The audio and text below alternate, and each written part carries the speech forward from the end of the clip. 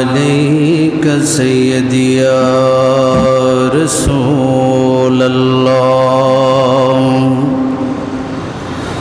अस्सलातु वस्सलामु अलैका सय्यदी या हबीब अल्लाह अस्सलातु वस्सलामु अलैका सय्यदी या रहमतल लिल आलमीन।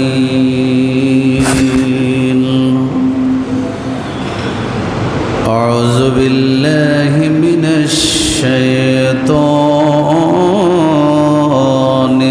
रजीम।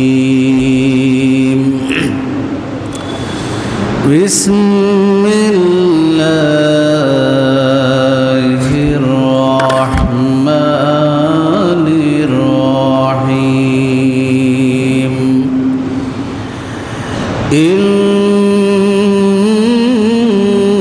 इन्नल्लाहा व मलाइकतहु युसल्लूना अलन या अय्युहल्लज़ीना आमनू सल्लू अलैहि वसल्लिमू तस्लीमा। सल्लल्लाहु अलैहि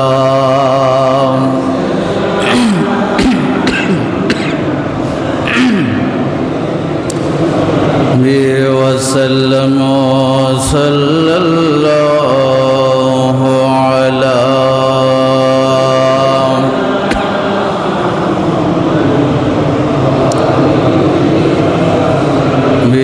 वसल्लम। सल्लल्लाहु अलैहि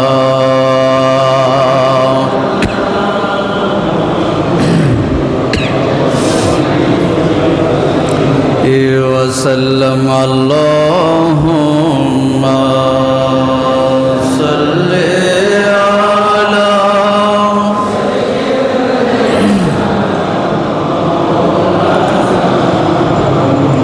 व अला आलि सय्यिदिना।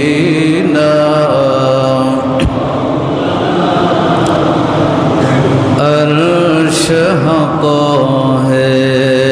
मुस्नदे रिफ़अत रसूलुल्लाह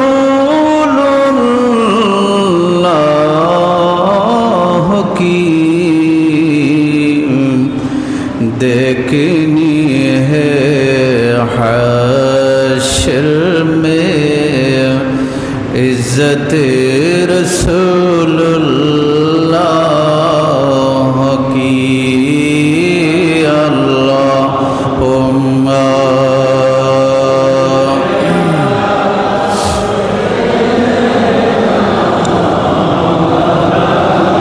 मुहम्मद व अला आलि सय्यिदिना।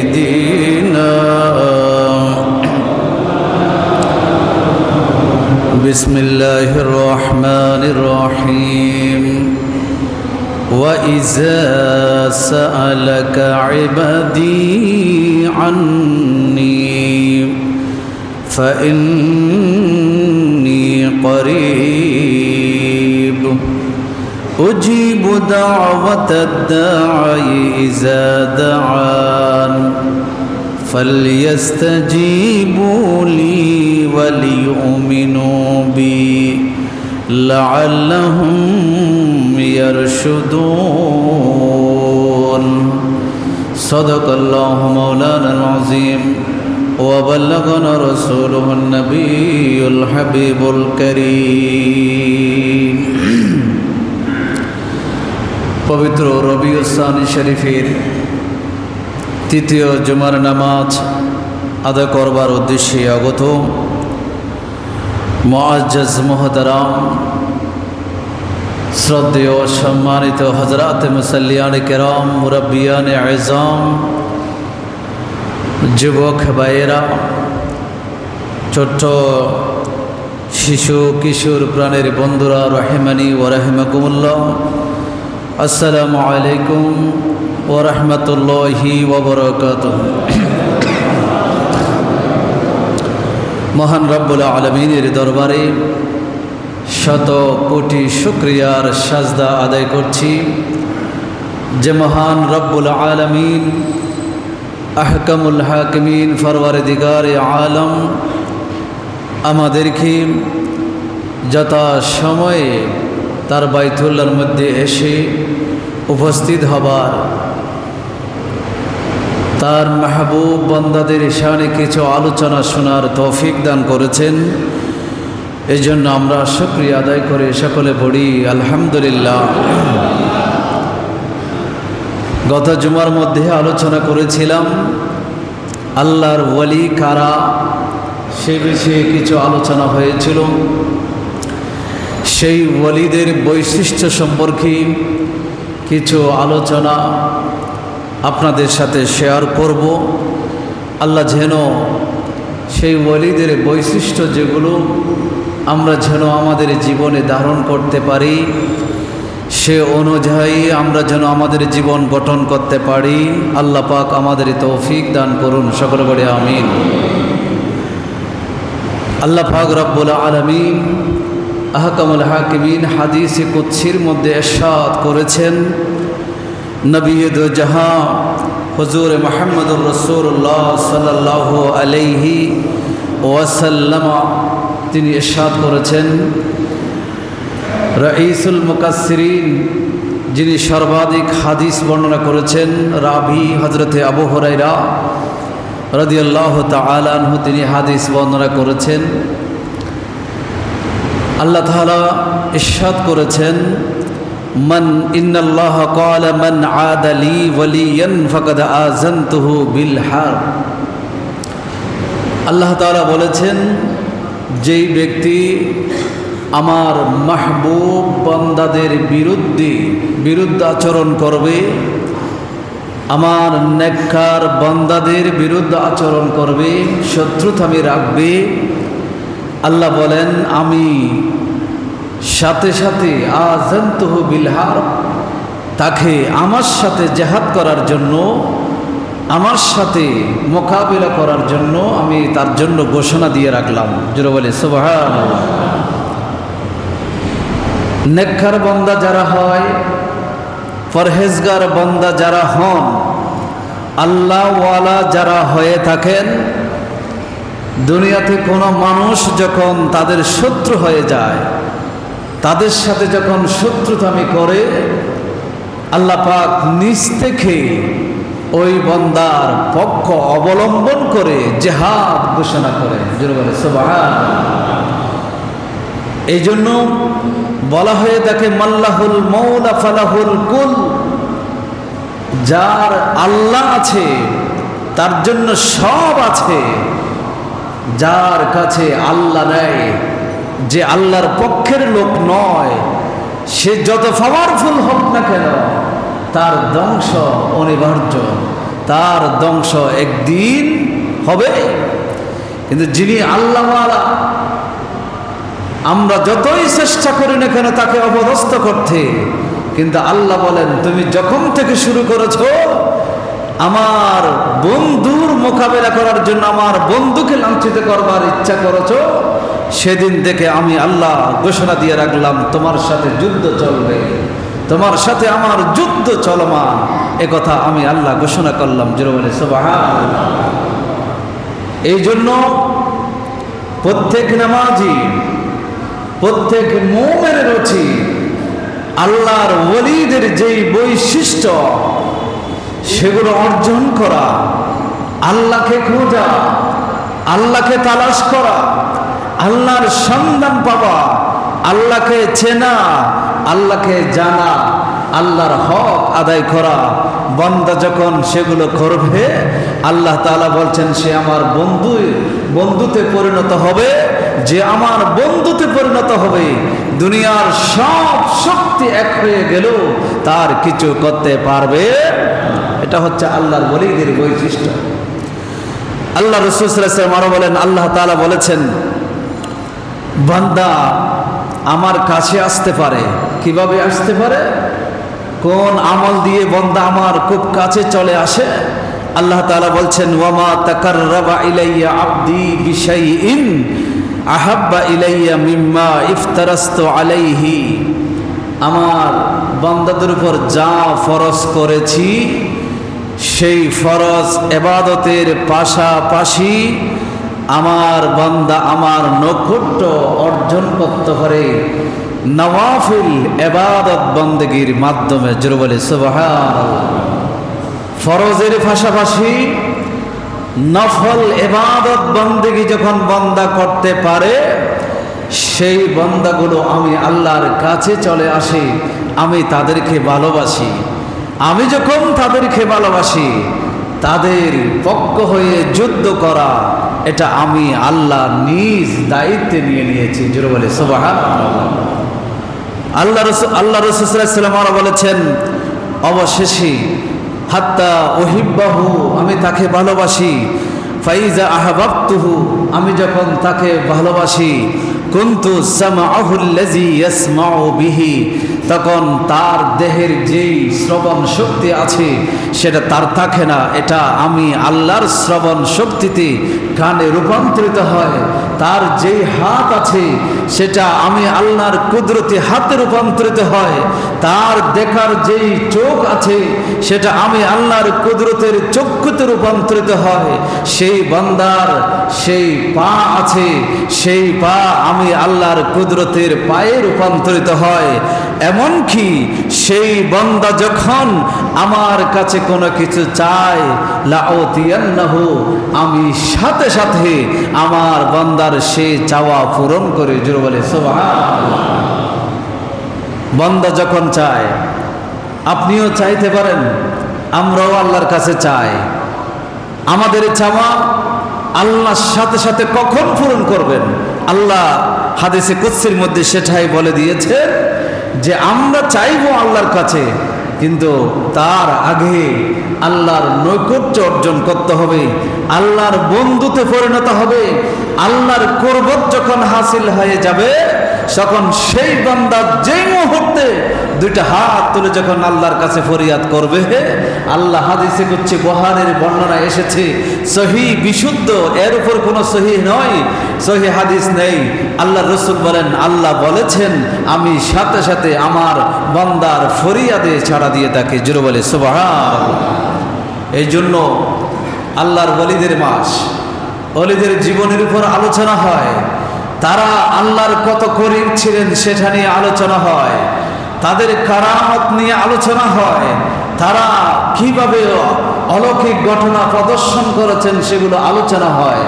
সেই অলৌকিক ঘটনাগুলো তারা অর্জন করেছে প্রদর্শন করার জন্য, সেগুলো মানুষকে দেখানোর জন্য, এগুলো অর্জন করার জন্য তারা যে ত্যাগ তিতিক্ষা স্বীকার করেছেন, তারা যেভাবে শরীয়তের পাবন্দি ছিলেন, নবীর সুন্নাতের অনুসারী ছিলেন, দ্বীনের অনুসারী ছিলেন, কত পরিমাণ তারা ত্যাগ স্বীকার করেছে সেগুলো আমরা জানতে চাই না।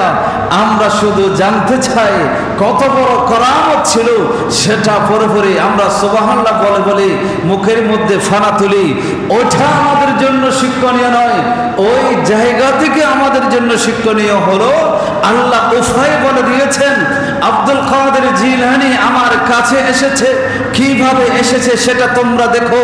খাজা গরিবে নওয়াজ আমার নৈকট্য অর্জন করেছে, আমার বন্ধুতে পরিণত হয়েছে, কিভাবে বন্ধু হয়েছে সেটা দেখো। মুজাদ্দিদে আল ফিসানি আমার বন্ধু কিভাবে হয়েছে সেটা দেখো। খাজা ওসমান হারওয়ানি তিনি আমার বন্ধু কিভাবে হয়েছে সেটা দেখো। সেই বন্ধুত্বের মাধ্যম হলো আল্লাহ হাদিসে কুদসিতে বলেন, ফরজ নামাজের পাশাপাশি তুমি বেশি বেশি নফল ইবাদত করো। সেই নফল ইবাদত করতে করতে যখন তুমিও আব্দুল কাদের জিলানীর মতো আমার যখন কাছে চলে আসবে, আব্দুল কাদের জিলানীর কারামত নিয়ে তোমাকে বসে থাকতে হবে না, তখন আমি আল্লাহ তোমাকে এত পাওয়ারফুল বানাবো, যখন যেটা চাইবা, যেটার জন্য ফরিয়াদ করবা, আমি আল্লাহ সেটা তোমাকে দান করব। জোরে বলে সুবহানাল্লাহ।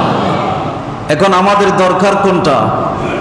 আব্দুল কাদের জিলানী, খাজা গরিব নওয়াজ, বড় বড় আউলিয়ায়ে কেরামের কারামতগুলো, এগুলো শুনে শুনে শুধু সময় কাটানো দরকার না, তারা আল্লাহর কাছে কিভাবে এসেছিলেন, যে ওয়াইগুলো অবলম্বন করে তারা আল্লাহর বন্ধুতে পরিণত হয়েছেন, সেগুলো জানা দরকার। কথা বলেন না, কোনটা জানা দরকার? যেই পদ্ধতিগুলো অনুসরণ করে আল্লাহর বন্ধু হয়েছিল সেগুলো আমাদের জানা দরকার। কিন্তু আমরা সেখানে নাই, আমরা সেই জায়গায় নাই। আমরা আছি বড় বড় মাহফিল করি, মাহফিলের মধ্যে আলোচনা হয় আব্দুল কাদের জিলানী এই কারামত, এত কারামত ছিল, এই অমুক ওলির এই কারামত ছিল, বাতাসের উপর উঠতে পারতো, পানির উপর হাঁটতে পারতো, ইত্যাদি এত বিশাল কারামত, সেগুলো নিয়ে আমরা সময় পার করতেছি। কিন্তু তিনি পানির উপর চলার ক্ষমতা যেই ওয়েতে তিনি অর্জন করেছেন, সেই ক্ষমতা কোন পদ্ধতিতে অর্জন করেছেন, সেই শিক্ষাটা আমাদের মাঝে না থাকার কারণে আমরা সারাদিন দোয়া করি, সেই দোয়া কোনো ফলাফল আমরা অনেক সময় পাই না। আমরা যখন জুলুমের শিকার হই, চোখের ফাড়ি পড়ে, কিন্তু সেই জুলুমের প্রতিকার আমরা পাই না। কিরে ভাই, আপনি তো নামাজ পড়েন, তো নামাজ ইবাদতের মধ্যে সর্বশ্রেষ্ঠ ইবাদত।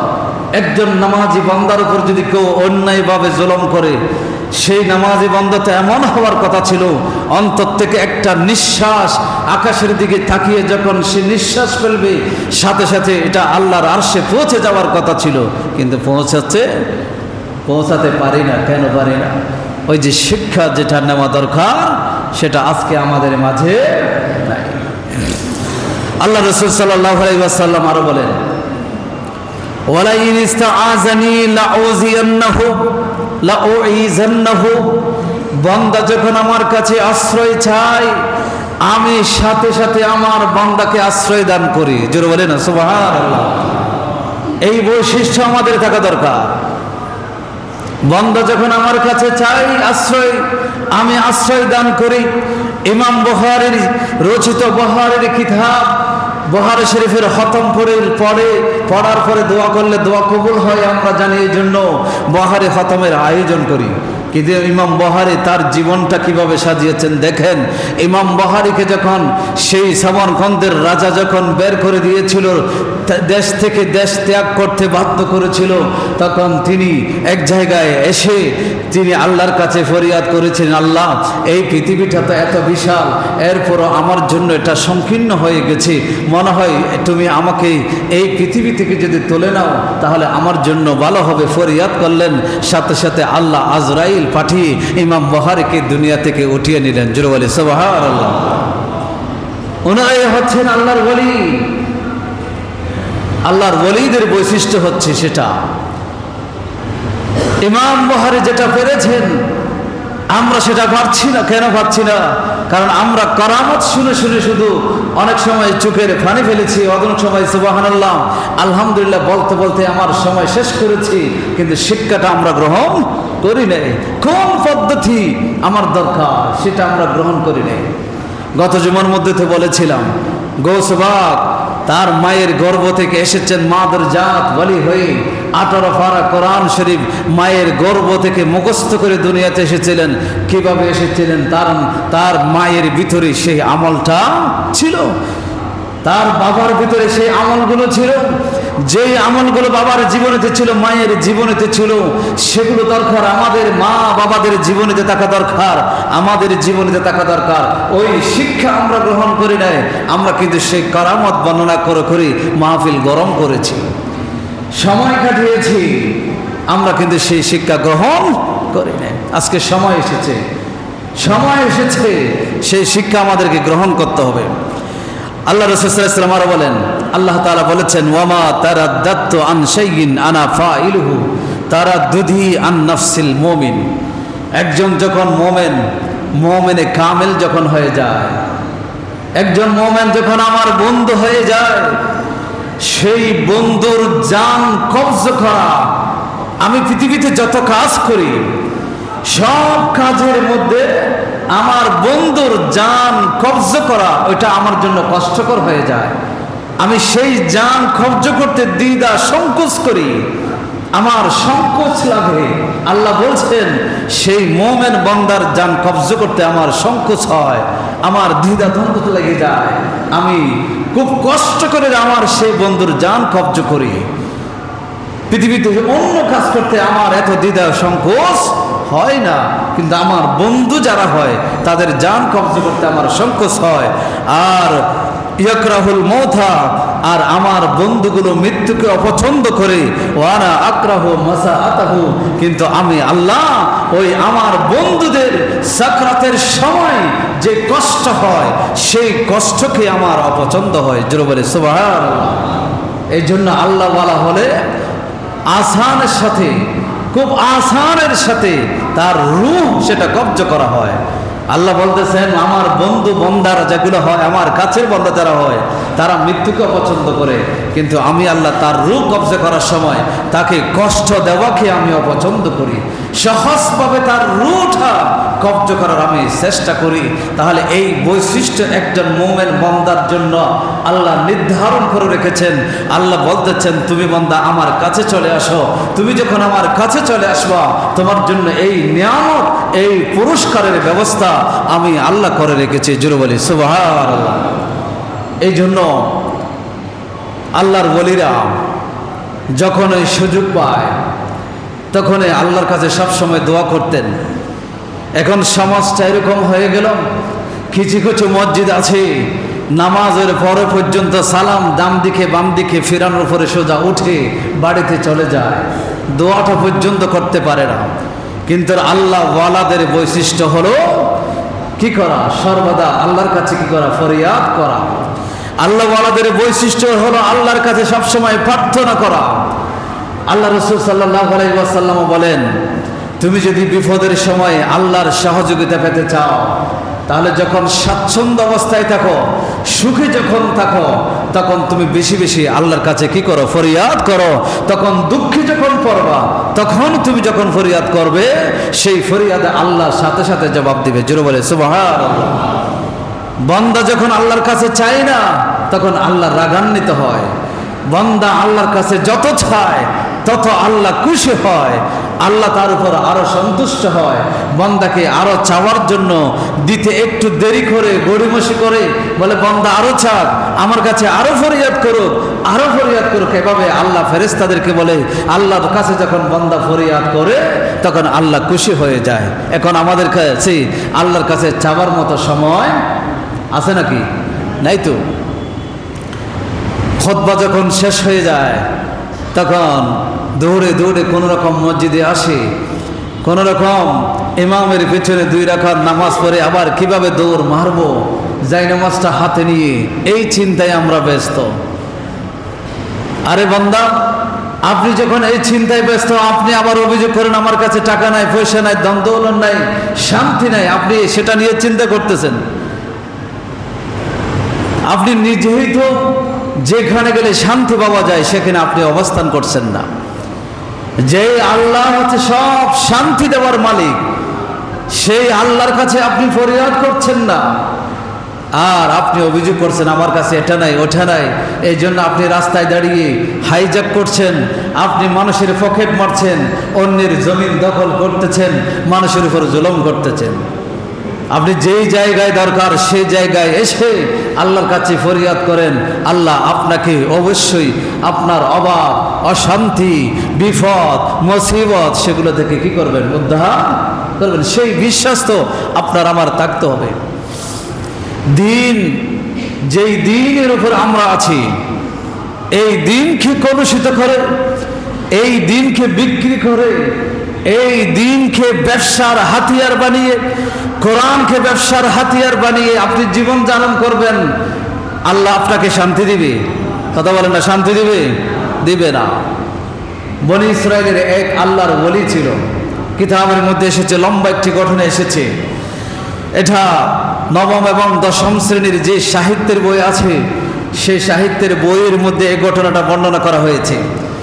বনি ইসরায়েলের এক আবেদ বান্দা ছিল, ইবাদতকারী বান্দা ছিল, আল্লাহর ওলি ছিল। তিনি শুধু গির্জার মধ্যে ইবাদত বندگی করতেন। পার্শ্ববর্তী একটা এলাকার মধ্যে বিশাল একটা গাছ ছিল, মানুষেরা সে গাছের কি করতেছে, পূজা করতেছে। কিছুদিন আগেই গত সপ্তাহের মধ্যে আমাদের দেশের সে বৃহৎ পূজা চলে গেল। এই ধরনের ওই বান্দা মনে করেন এই মসজিদে ইবাদত করছে, আর পার্শ্ববর্তী জায়গায় বিশাল একটা গাছ আছে পার্শ্ববর্তী এলাকার মধ্যে, সেখানে এলাকার লোকেরা আল্লাহর ইবাদত করে না, তারা গাছের পূজা করে, বিশাল গাছের পূজা করে। সেই এলাকা থেকে কিছু মানুষ আসলো, এসে ওই ইবাদতকারী বান্দাকে বলল, আপনি আল্লাহর ইবাদত করতেছেন আর আপনার পার্শ্ববর্তী এলাকায় লোকেরা ইবাদত বন্দেগী না করে গাছের পূজা করতেছে, আপনি একটু ব্যবস্থা গ্রহণ করেন। তখন তিনি রাগান্বিত হলেন, হ্যাঁ আমি থাকতে আমার পার্শ্ববর্তী এলাকায় গাছের পূজা হবে, এটা আমি মেনে নিতে পারি না। একটা কুড়াল হাতে নিলেন, কুড়াল হাতে নিয়ে তিনি রওনা হলেন। যেতে যেতে কিছু দূর যাওয়ার পরে আলা সূরাতে শাইখিন কবির, বিশাল একজন বৃদ্ধ একদম বুজুর্গ মানুষের সূরতে শয়তান হাজির হয়ে গেল। একদম পরহেজগার একজন মানুষের আকৃতিতে, লম্বা লম্বা সাদা দাড়ি, চোখের উপর পর্যন্ত ভ্রুগুলো সাদা হয়ে গেছে, এরকম একজন খুবই সুন্দর পোশাক আশাক পরে ইবলিস তার সামনে হাজির। জিজ্ঞাসা করলাম, এ আল্লাহর বান্দা তুমি কোথায় যাও? তিনি বলেন, আমি আমার পার্শ্ববর্তী এলাকায় গাছের পূজা হয়, আমি সেই গাছটা কেটে ফেলার জন্য যাচ্ছি। তখন সেই ইবলিস বলল, সেই মানুষের আকৃতিতে ইবলিস বলল, আপনাকে আমি গাছ কাটতে দিব না, আপনার সাথে আপনি আগে আমার সাথে লড়াই করেন, আমার সাথে লড়াই করে আপনি যদি জিততে পারেন, বিজয়ী হতে পারেন, তখন আপনি গাছ কাটতে পারবেন, ততক্ষণ পর্যন্ত আমি আপনাকে গাছ কাটতে দিব না। দুইজনের মধ্যে কুস্তি হলো। কুস্তি যখন হলো, ওই আল্লাহর ওলি মুহূর্তের মধ্যে সেই ইবলিসকে জমিনের মধ্যে ফেলে দিলেন। জোরে বলে সুবহান। জমিনের মধ্যে ফেলে দিলেন। তখন গাছ কাটতে আর কোনো বাধা নাই, তিনি রওনা হলেন। তখন সেই ইবলিসের মাথায় ফন্দি আসলো, তাকে একটু লোভ দেখায়, একটা লোভ তার ভিতরে একটু ঢুকাইয়া দিই। তখন ইবলিস বলতে লাগলো, তোমার সাথে একটা কথা আছে। বলে, কিসের কথা? বলে, তুমি তো একজন গরিব মানুষ, ওয়া আনতা ফাকিরুন লা মা'আলা লাকা, তুমি তো ফকির, তোমার কাছে তো কোনো সম্পদ নাই। বলে, তাহলে কি হয়েছে? বলে, তুমি যদি আজকে গাছ কাটা থেকে যদি বিরত থাকো, তাহলে আমি প্রতিদিন তোমাকে 2 দিনার করে তোমাকে দান করব, প্রতিদিন 2 দিনার করে তোমাকে দেব, তাহলে তুমি গাছ কাটা থেকে বিরত থাকবে। তার সাথে সেই লোভে পড়ে গেল আল্লাহওয়ালা বান্দা, ওই টাকার লোভে পড়ে সে গাছ কাটা থেকে বিরত থাকলো। প্রথম দিন 2 দিনার দিল, দ্বিতীয় দিনে 2 দিনার পাঠাই দিল, তৃতীয় দিন আসলো, তখন 2 দিনার তার কাছে পৌঁছানো হলো না। যখন তৃতীয় দিন যখন টাকা পাই নাই, সম্পদ পাই নাই, তখন তিনি আবার কুড়াল হাতে নিয়ে আবার গাছ কাটার উদ্দেশ্যে বেরিয়ে পড়ল। প্রতিমধ্যে সেই ব্যক্তির সাথে আবার দেখা, তার সাথে কুস্তি হলো। এবার কুস্তির মধ্যে দেখা গেল সেই ইবলিস ওই আল্লাহওয়ালা ব্যক্তিকে জমিনে ফেলে দিল। তখন সে আল্লাহওয়ালা ব্যক্তি জিজ্ঞেস করলো, কিরে ভাই, প্রথমবার আমি তোমাকে আছাড় দিয়েছিলাম, পরাজিত করেছিলাম, কিন্তু এইবার তুমি বিজয় হয়েছ, আমি পরাজিত হয়েছি, কারণ কি? তখন সেই ইবলিস যদিও মিথ্যাবাদী, সে প্রতারক, সেই দুঃখবাজ, কিন্তু সে কথাগুলো সত্য বলল। সে বলল, প্রথমবার তুমি সেই গাছ কাটার উদ্দেশ্যে বের হয়েছিল একমাত্র দিনকে বিজয়ী করার জন্য, আল্লাহর দিন প্রতিষ্ঠা করার জন্য, আল্লাহকে সন্তুষ্ট করার জন্য তুমি বের হয়েছিলাম, এই জন্য তোমার সাথে আমি পারি নাই, তুমি বিজয়ী হয়েছিল। কিন্তু দ্বিতীয়বার তুমি আল্লাহর দিনকে বিজয়ী করার জন্য গাছ কাটার উদ্দেশ্যে বের হও নাই, তুমি দ্বিতীয়বার বের হয়েছ, ওই যে 2 দিন আর তৃতীয় দিন তুমি পাও নাই, শুধু দিন নয় বরং দুনিয়া তুমি পাও নাই। এই দুনিয়া পাও নাই বলে রাগান্বিত হয়ে গাছ কাটতে বের হয়েছিল, এই জন্য তুমি কি হয়েছ? পরাজিত হয়েছ। এখান থেকে আমাদের শিক্ষা, দিনকে আমরা যদি ব্যবহার করি দুনিয়া হাসিলের জন্য, আপনি কখনো সেখানে বিজয়ী হতে পারবেন না। আল্লাহ আপনাকে অপদস্থ করবে। এটা 100 ভাগের উপরে যদি কোনো পার্সেন্টেজ থাকে, কোনো যদি শতকরা থাকে, সেটাও আপনি লিখে রাখতে পারেন, আপনি কখনো বিজয়ী হতে পারবেন না। দ্বীনের জন্য যদি আপনি উৎসর্গ হন, আমার সাহাবায়ে কেরাম দ্বীনের জন্য 313 জন উৎসর্গ হয়েছিল, এই জন্য বদরের যুদ্ধে তারা বিভিন্ন যুদ্ধের মধ্যে বিজয়ী হয়েছিল। 1 লক্ষ কাফেরদের মোকাবেলায় 3000 সৈন্য দাঁড়িয়েছিল, সেই 3000 সৈন্যের সামনে 1 লক্ষ কাফেরদের সৈন্য দাঁড়াতে পারে নাই। শুধু একমাত্র কারণ ছিল ওই 3000 সম্পদের লোভে জিহাদের ময়দানে যায় নাই, ওই 3000 ওই জিহাদের মাঠে গিয়েছিল দ্বীনকে প্রতিষ্ঠা করার জন্য। জোরে বলে সুবহানাল্লাহ। আমি যে কথাগুলো বলতে যাচ্ছি আল্লাহর ওলিদের বৈশিষ্ট্য, দ্বীনকে বিজয়ী করা, দ্বীনকে বিজয়ী করা, দ্বীনকে ব্যবহার করা নয়। সাবধান যারা দ্বীনকে ব্যবহার করে দুনিয়া অর্জন করতে চান, লেবাস ব্যবহার করে, পোশাক আশাক ব্যবহার করে আপনি যখন দুনিয়া অর্জন করতে চান, আপনি সেখানে প্রতারিত হবেন, সেখানে আপনি দুঃখ পাবেন, সেখানে কখনো আপনার জন্য বিজয় নির্ধারিত নয়।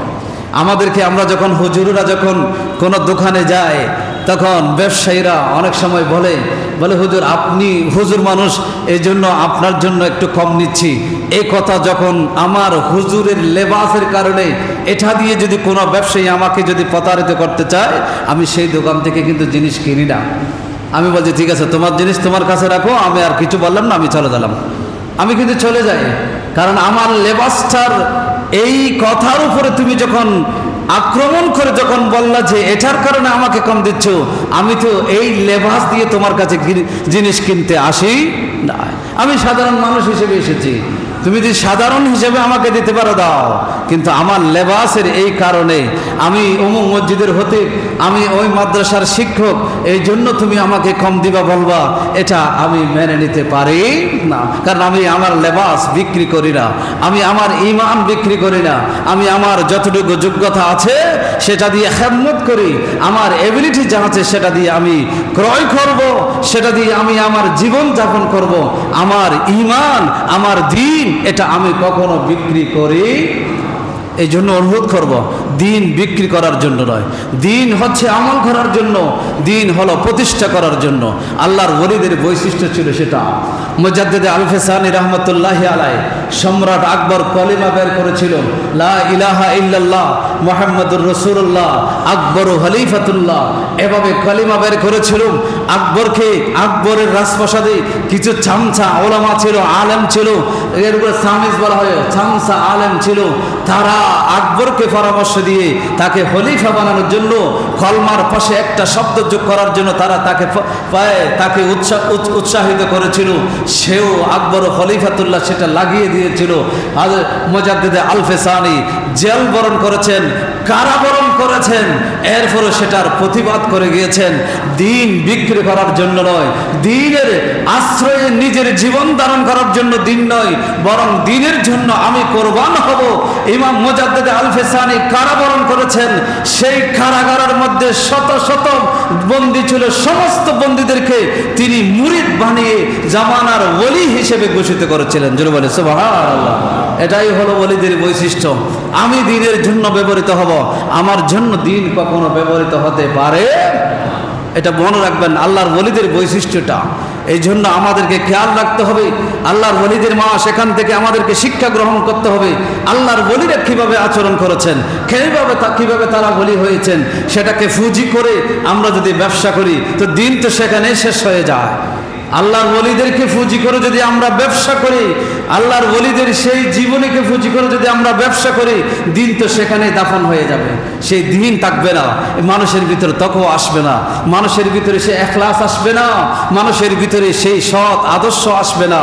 এগুলো করলে সেগুলো আসবে না। এই জন্য অনুরোধ করব, আল্লাহর ওলিদের জীবনী শুনবেন, আল্লাহর ওলিদের সংস্পর্শে যাবেন, আল্লাহর ওলি ভালো মানুষের স্পর্শ, এই উঠোকে বৈঠকে তাদের সাথে থাকবেন, সেখান থেকে শিক্ষা গ্রহণ করবেন, কিভাবে আখিরাত গোছানো যায়, আখিরাতে কিভাবে আপনি সফল হবেন, সেই চরিত্র কিভাবে লালন করা যায়, সেগুলো আমাদেরকে গ্রহণ করতে হবে। আল্লাহ আমাদেরকে তৌফিক দান করুন, সকলে বলি আমিন। আল্লাহর ওলিদের আরেকটা অন্যতম বৈশিষ্ট্যগুলো সর্বদা কি করা? দোয়া করা। বলেন না কি করা? দোয়া করা। এই জন্য সকলের উচিত নামাজের পরে, ভালো কাজের পরে, যে কোনো ভালো কাজের পরে একটু দোয়া করা। আপনি যদি কাউকে, একটা ফকিরকে একটা 10 টাকা দিয়েছেন, ফকিরকে দান করা এটা একটা ভালো কাজ। ওই কাজের ফর আপনি যদি হাত তুলে দোয়া করেন, সেই দোয়া আল্লাহর দরবারে কবুল হবে। জোরে বলি না সুবহানাল্লাহ। কারণ প্রত্যেক ভালো কাজের পরে যদি দোয়া করা হয়, সেই দোয়া আল্লাহর দরবারে কি হয়? কথা বলেন না, কি হয়? কবুল হয়। প্রত্যেকটা ভালো কাজের পরে নামাজ সবচেয়ে উত্তম কাজ। সেই নামাজ আপনি পড়েছেন, কিন্তু আপনি দোয়া করলেন না, আপনি সালাম ফিরানোর পরেই সোজা উঠে চলে গেলেন, যাই নামাজটা তুলে রাখলেন, তাহলে তো আল্লাহর কাছে ফরিয়াদ, যে সময় ফরিয়াদ করলে আল্লাহ বলেছেন কবুল করবে, তো সেই সুযোগটা হাতছাড়া করলেন। এই জন্য অনুরোধ করব, যে কোনো ভালো কাজের পরে, নামাজের পরে, রোজা রেখেছেন, রোজা শেষ করতেছেন, ইফতারের সময় দোয়া করলে আল্লাহর দরবারে দোয়া কবুল হয়। দান করেছেন কাউকে, সে দান করার পরে যাকে দিয়েছেন সে তো চলে গেছে, কিন্তু আপনি সেই জায়গায় দাঁড়িয়ে একটু দোয়া করেন, আল্লাহর কাছে ফরিয়াদ করেন। আল্লাহর কাছে যদি আপনি ফরিয়াদ করেন, প্রার্থনা করেন, আপনার কি অভাব আছে সেগুলোর জন্য দোয়া করেন, তাহলে অবশ্যই সে দোয়া আল্লাহর দরবারে কি হবে? কবুল হবে। এখন তো আমরা বলি কি, ফকিরকে 10 টাকা দিয়ে বলে একটু দোয়া করি। হ্যাঁ, ওইটা ফকিরকে দোয়া করতে বললাম, ঠিক আছে, কিন্তু দোয়া করা দরকার নিজের থেকে। কারণ আমি যে দান করেছি এটা ভালো কাজ, আর ভালো কাজের পরে দোয়া করলে আল্লাহ কবুল করে। ওই সময় আমি নিজে আমার জন্য দোয়া করব। ফকিরকে দোয়া করতে বলেছি, এতটুকুতেই আমরা সীমাবদ্ধ, কিন্তু নিজে কি করি না, দোয়া আল্লাহর কাছে ফরিয়াদ করি না। যে কোনো ভালো কাজের পরে আপনি দোয়া করবেন। কাউকে খাবার খাওয়াইছেন, 5 জন মিসকিনকে দাওয়াত দিয়ে আহার করাইছেন, ওইটা করার পরে ওরা দোয়া করবে, ওরা চলে যাবে। ওই মুহূর্তে আপনি যাই নামাজে বসে আল্লাহর কাছে ফরিয়াদ করেন, আল্লাহ আমার এই কাজটা যদি তোমার কাছে ভালো লাগে, তাহলে এই কাজের উসিলায় আমার গুনাহ মাফ করো, আমার এই কাজটার সমাধান হোক, যেন হয় সে ব্যবস্থা করো। আল্লাহর কাছে দোয়া করবেন, আল্লাহ সেটা কি করবেন? কবুল করবেন। আল্লাহর ওলিদের বৈশিষ্ট্য হলো সেটা। কিতাবের মধ্যে এসেছে, যখন রাতের 3 ভাগের 2 ভাগ যখন অতিবাহিত হয়, শেষ ভাগ যখন থাকে, সেই সময় আল্লাহ পাক রব্বুল আলামিন বান্দাদের প্রতি স্পেশাল দৃষ্টিপাত করেন। এটা হাদিসে পাকের মধ্যে এসেছে, আল্লাহ তাআলা সামাই দুনিয়ার মধ্যে চলে আসেন। আল্লাহ তাআলা সর্বত্র বিরাজমান। এই জন্য সামাই দুনিয়া মানে দুনিয়াবি আকাশে চলে আসার মানে হলো আল্লাহ তাআলা দুনিয়ার দিকে স্পেশাল দৃষ্টিপাত করেন। আল্লাহ তাআলা বান্দাদেরকে ডেকে ডেকে বলেন, ও আমার বান্দারা, এই নিশিরাতে সবাই অগরে ঘুমিয়ে আছে, পুরা জীব জন্তু পশু পাখি সকলে ঘুমিয়ে আছে, কিন্তু বান্দা ও মোমেন বান্দারা তোমাদের মধ্যে কে আছো, একটু আমাকে ডাকবি, এরকম কেউ কে আছো? তুমি যদি আমার কাছে দোয়া করো, আমি তোমাকে সাথে সাথে তোমার দোয়া কবুল করবো। জোরে বলে সুবহানাল্লাহ। ও আমার বান্দারা, তোমাদের মধ্যে এমন কে আছো যে আমার কাছে ইস্তেগফার করবে, গুনাহ ক্ষমা চাইবে? এরকম যদি কেউ থেকে থাকো, আমি আল্লাহর কাছে ক্ষমা চেয়ে নাও, আমি সাথে সাথে আল্লাহ তোমাকে ক্ষমা করে দিব। জোরে বলে সুবহানাল্লাহ। আল্লাহ বলেন, ও আমার বান্দা, তোমাদের মধ্যে আমার কাছে আশ্রয় চাইবা, এরকম কেউ কে আছো? যদি আশ্রয় চাও, আমি আল্লাহ তোমাকে আশ্রয় দান করব। জোরে বলেন সুবহানাল্লাহ। আল্লাহ তাআলা ফজরের আজান যতক্ষণ হয় নাই ততক্ষণ পর্যন্ত ডেকে ডেকে আল্লাহ তাআলা ডাক দিয়ে দিয়ে ঈমানদার নেককার ফরহেজগার বান্দাদেরকে ডেকে ডেকে বলে, বান্দা তুমি আমার কাছে চাও না, তুমি আমার কাছে চেয়ে নাও না, তোমার সম্পদের অভাব থাকলে চেয়ে নাও, তোমার শান্তির অভাব থাকলে চেয়ে নাও, তোমার যা কিছুর অভাব আছে যেগুলো, সেগুলো যদি হক হয়, যেগুলো হক সৎ নিয়তে যেগুলো হয়, এরকম কোনো কিছু যদি চাওয়ার থাকে আমার কাছে চেয়ে নাও, আমি আল্লাহ দেওয়ার জন্য এখানে চলে এসেছি। জোরে বলে সুবহানাল্লাহ। আল্লাহ ডেকে ডেকে প্রতিদিন বলে, কিন্তু আমাদের সময় বলেন না, আমাদের সময় নাই। আমরা অঘরে ঘুমিয়ে আছি, আরামের বিছানায় ঘুমিয়ে পড়ে থাকি, আমাদের আল্লাহর কাছে চাওয়ার সময় নেই। আল্লাহর কাছে চাওয়ার সময় নেই। সারাদিন আপনি যদি 24 ঘন্টার মধ্যে 22 ঘন্টা 20 ঘন্টা যদি পরিশ্রম করেন, কিন্তু ওই এক রাতে উঠে সেই সময় যদি আপনি আল্লাহর কাছে ফরিয়াদ করেন, সেই একটা ফরিয়াদ যে কাজ দিবে, আপনি দিনে 22 ঘন্টা পরিশ্রম করলেও সে কাজ হবে না। সেই এক মুহূর্তের সেই ফরিয়াদ আল্লাহর দরবারের সাথে সাথে কাজ হবে। সেই মুহূর্তে তাহাজ্জুদের নামাজ পড়েন, নামাজ পড়ে সিজদায় পড়ে যান, সিজদায় পড়ে গিয়ে 2 চোখের পানি ছেড়ে দিয়ে আল্লাহর কাছে ফরিয়াদ করেন, আল্লাহ আমার এটার অভাব আছে, আমার এই সমস্যা আছে, অমুক আমার উপর জুলুম করতেছে, অমুক আমাকে এরকম করতেছে। আপনি সেখানে জানাই দেন, আল্লাহর আরশের মালিক বলতেছেন, তুমি যেই জন্য তুমি আমাকে ফরিয়াদ করবা, আমার কাছে চাইবা, আমি সাথে সাথে সেটার সমাধান তোমাকে দিয়ে দিব। জোরে বলে সুবহানাল্লাহ। আল্লাহ তাআলা তো সুযোগ করে দিয়েছেন আমাদেরকে, সেই সুযোগ কেন আমরা হাতছাড়া করতেছি? আল্লাহর ওলিরা কখনো সেটা হাতছাড়া করেন নাই। কোনো ওলি এরকম ছিল না যে তাহাজ্জুদের নামাজ পড়ে নাই, তাহাজ্জুদের নামাজ পড়ে আল্লাহর কাছে ফরিয়াদ করে নাই, এরকম কোনো ওলি ছিল না। যারা ওলি হয়েছেন ওই সময়ে আল্লাহর কাছে অতিবাহিত করেছেন, কেউ নাই জাগ্রত নাই, তারা সেই সময় জাগ্রত থেকে থেকে আল্লাহর কাছে ফরিয়াদ করেছেন, আল্লাহর কাছে দোয়া করেছেন, তাহাজ্জুদের নামাজ আদায় করেছেন, আল্লাহর কাছে মাথা নত করেছেন, আল্লাহর কাছে মাথা নত করে জীবনটা উৎসর্গ করে দিয়েছেন সেই সময়। এই জন্য সেই সময়টা খুবই গুরুত্বপূর্ণ। আল্লাহর ওলিদের বৈশিষ্ট্য হলো সেই সময় ইবাদত বন্দেগী করা, আল্লাহর কাছে ফরিয়াদ করা। আল্লাহর ওলিদের মাস, বিশেষ করে শাহীন সাহেব বগদাদের মাস, সেই শাহীন সাহেব বগদাদের সেই বৈশিষ্ট্যটা যেটা ছিল সেটা হলো এই সময়ে এসে আল্লাহর কাছে ফরিয়াদ করা, আল্লাহর কাছে দোয়া করা। আল্লাহ তাআলা যেন সেই ওলিদের বৈশিষ্ট্যগুলো যেন আমরা ধারণ করতে পারি, আমরা যেন আমাদের জীবনে লালন করতে পারি, আমরা যেন সেই বৈশিষ্ট্যগুলো আদর্শগুলো আমাদের সন্তানদেরকে শিক্ষা দিতে পারি, সেই তৌফিক আল্লাহ আমাদেরকে দান করুন। সকলে পড়ে আমিন। সম্মানিত উপস্থিতি,